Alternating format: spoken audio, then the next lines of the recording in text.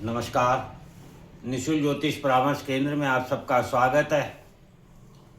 जैसा कि हम अप्रैल मई 2026 का भिन्न भिन्न लग्न प्रभाव जानने समझने का प्रयत्न कर रहे हैं, आज हम तुला लग्न के बारे में जानेंगे। अभी तक हमने मेष लग्न से कन्या लग्न तक के प्रभाव को जाना। तुला लग्न, जैसा कि आप जानते हैं, 20 अप्रैल 2026 की शाम को 3:40 पर परमात्मा का अंश आत्मा, जो कि सूर्य है, का मायावी संसार में प्रवेश होगा।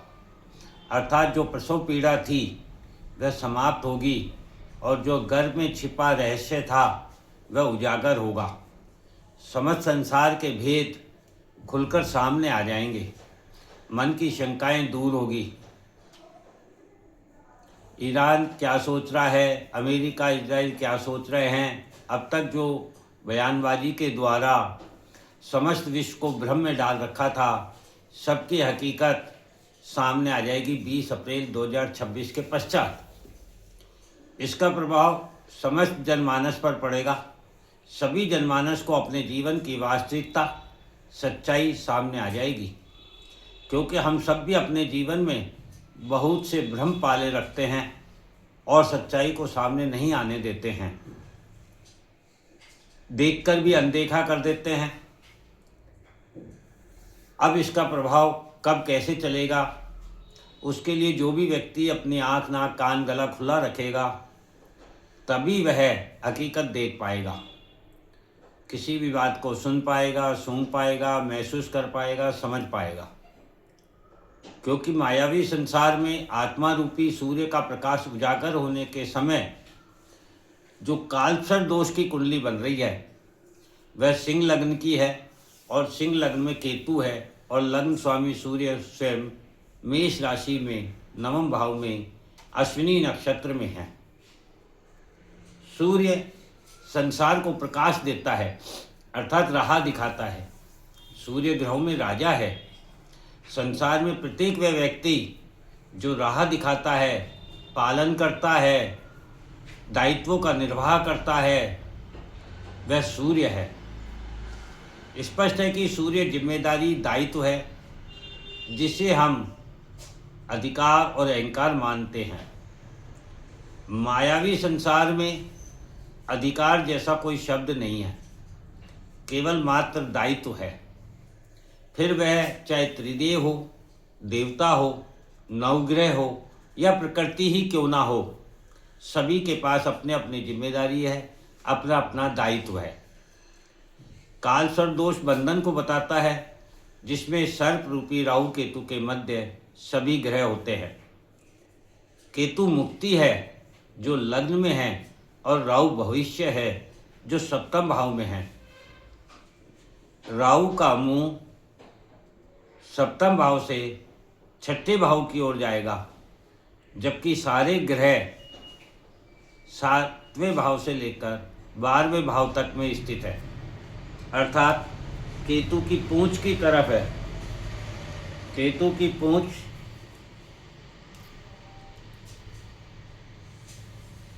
हमें प्रारब्ध की ओर लेकर जाती है, पूर्व की ओर लेकर जाती है, ना कि भविष्य की ओर।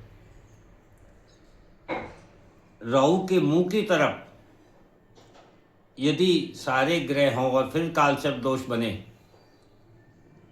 अर्थात राहु जिस ओर चलता है उल्टा, उस तरफ यदि सारे ग्रह हों राहु केतु के मध्य, तो भविष्य की इच्छाओं की कामना बढ़ती है। और इसके विपरीत यदि हो तो मुक्ति की इच्छा में वृद्धि होती है, धर्म संस्कार की वृद्धि होती है। वैसे भी कुंडली में उत्तरी भाग में यदि ग्रह हों तो वह भोग विलासिता की ओर लेकर जाते हैं, और दक्षिण दिशा की ओर ग्रह हों तो वे हमें मुक्ति का मार्ग प्रशस्त करते हैं। और वर्तमान समय में जो कुंडली बन रही है 20 अप्रैल 2026 की, उसमें सभी ग्रह दक्षिण दिशा में हैं। अर्थात ये ग्रहों की दिशा भी मुक्ति दिखा रही है। कालसर्प दोष का बंधन भी मुक्ति दिखा रहा है, लग्न में स्थित केतु भी मुक्ति दिखा रहा है, और सिंह राशि में जिसके स्वामी सूर्य है वह स्वयं भी धर्म भाव में स्थित है, तो वह भी मुक्ति को दिखा रहे हैं। लग्न व्यक्तित्व को दिखाता है, अर्थात व्यक्तित्व, अधिकार, अहंकार, स्वार्थ से मुक्ति। सप्तम भाव सांसारिक जीवन को दिखाता है, जिससे हम प्रभावित होते हैं और जिन्हें हम प्रभावित करते हैं। वहाँ राहु है जो भ्रम, धोखा, कल्पना है, अर्थात संसार भ्रम धोखे से बाहर आएगा, वास्तविकता और हकीकत को पहचानेगा। सूर्य नवम भाव धर्म भाव में है, अर्थात धर्म भाव से जीवन के सभी भावों को प्रकाशित करेगा।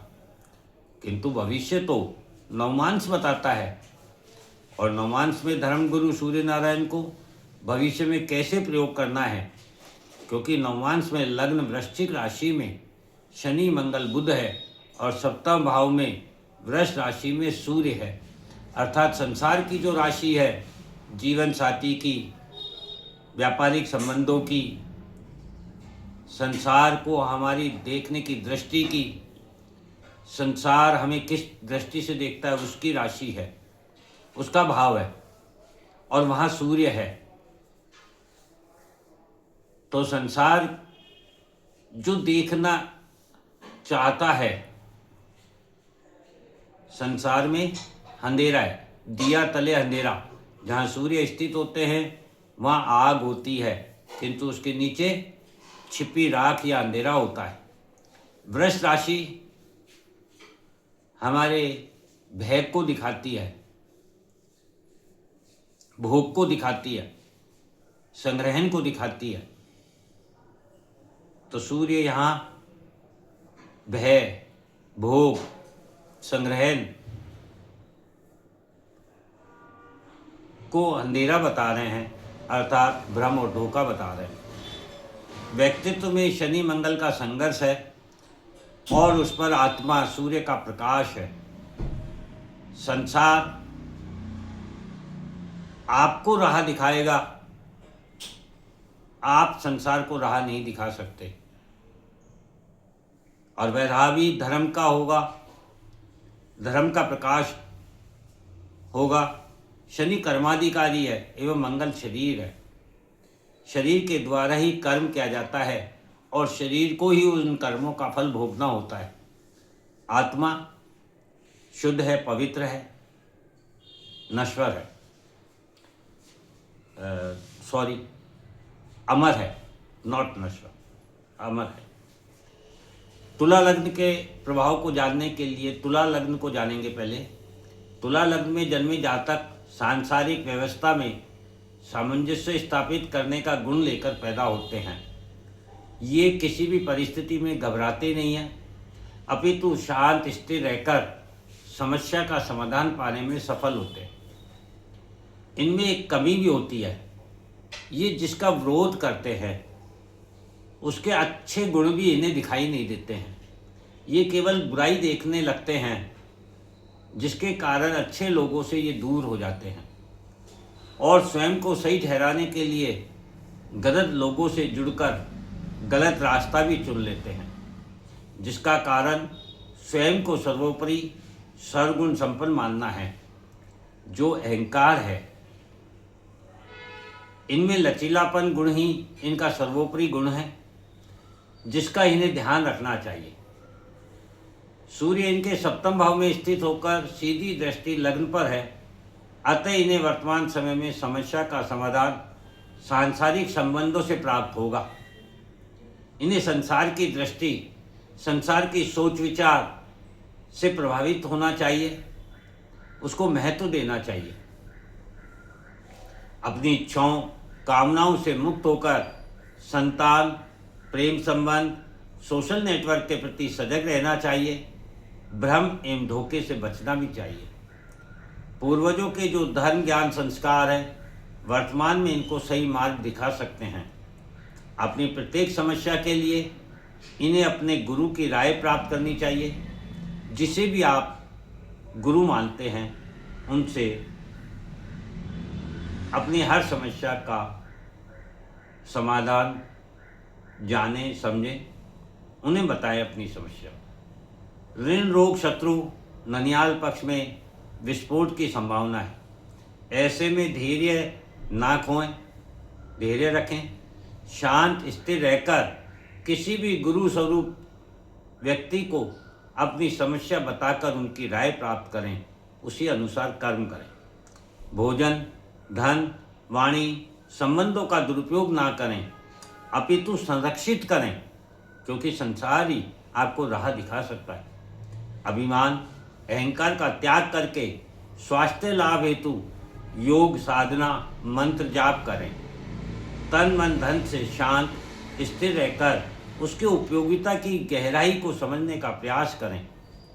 जीवन साथी, माता, मित्र, पिता, व्यापारिक संबंध, संतान, गुरु, पड़ोसी, सांसारिक संबंध, किसी से भी वर्तमान समय में तर्क ना करें। ध्यान से सुने, उसकी गहराई को समझें, उसके महत्व को समझें और फिर उसका उपयोग करें। अपने पेट एवं पैरों का विशेष ध्यान रखें, क्योंकि दुर्घटना योग बना हुआ है। ये समय स्वयं को शांत स्थिर रखकर जीवन की गहराई को समझने का है। धन, स्वास्थ्य, रिश्ते, संबंध की गहराई को जानने सीखने का समय है, दुरुपयोग करने का समय नहीं है। वर्तमान समय में जो भी घटना घटेगी वह सबसे अधिक आपके मन को प्रभावित करेगी। मन दुखी होगा, एकांत, अकेलापन महसूस होगा। यही समय है जब सही संबंधों का चुनाव आप कर पाएंगे, भ्रम और धोखे से बाहर आ पाएंगे। उसके लिए आपको अपना अहंकार और अभिमान का त्याग करना होगा। जय हिंद, जय भारत।